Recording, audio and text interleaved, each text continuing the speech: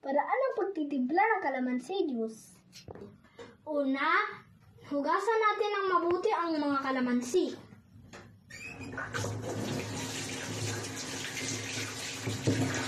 Pangalawa, hiwain natin ang mga kalamansi. Pangatlo, pigain natin ang mga kalamansi at tanggalin natin ang mga buto. Pangatlo, lagyan natin ng tubig.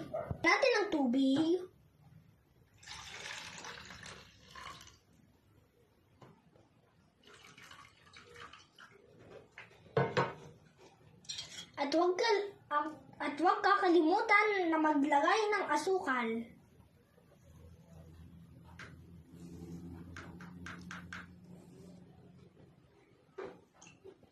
At kapag meron kayong honey, lalagyan din natin ng honey.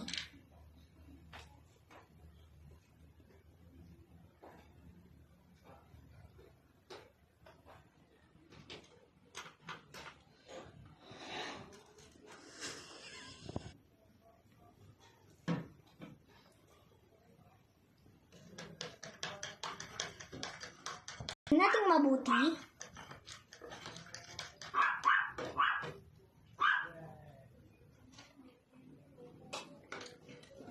Ready na po ang ating kalamansi juice!